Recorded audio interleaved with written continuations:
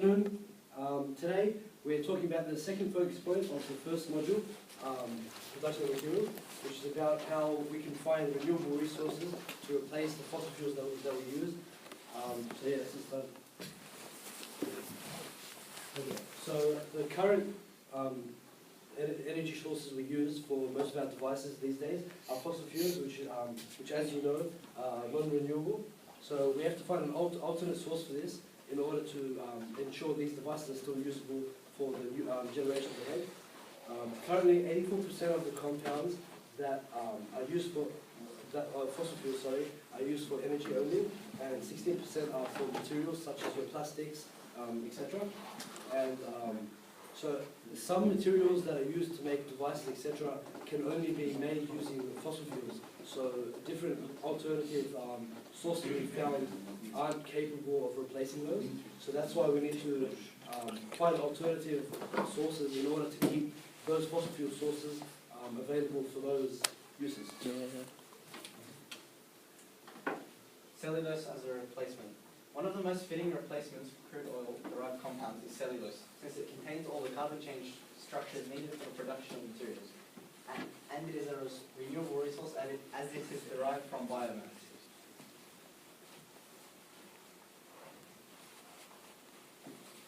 Okay, a condensation polymer is a polymer made of monomers, so it's a small molecule that combine together.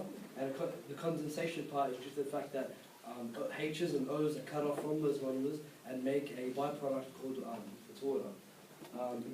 One condensation polymer we're going to be talking about today is cellulose, but there's also proteins, DNAs, and manufactured polymers such as fabric, silks, polyester, and nylon. Reactions in condensation polymerization. The monomers react differently in condensation and addition polymerization.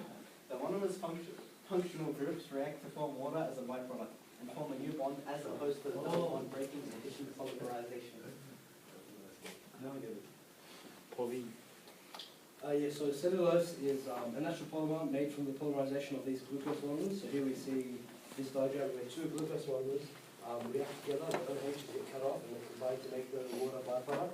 And here is our cellulose polymer. And this polymer is the most abundant polymer on Earth, taking up 50% of the total planet's biomass. So there is no, it's not rare at all. This is a cellulose molecule from glucose with water as a byproduct. It's not shown. So most of the sources we use petrochemicals are alkanes such as ethylene, propene, and butene, which are all short chain hydrocarbons, 2C, 3C, and 4Cs. So using the glucose monomers, which have 6 carbons, it's very easy for us to decompose that monomer in order to make those above compounds. So yeah, it's very good to use. And although this is all good on paper, we can see that cellulose is a very good replacement for all these petrochemicals. It's actually too expensive and impractical at the moment. This is because to derive ethylene, cellulose must be broken down to glucose, which leads decomposition, and the equivalent of the ethanol is dehydrated back into ethene, which is lengthy and expensive. Here are our questions. We only found 2 to do with this. So what makes a cellulose a potential raw material for the petrochemical industry? And that is just that it's renewable.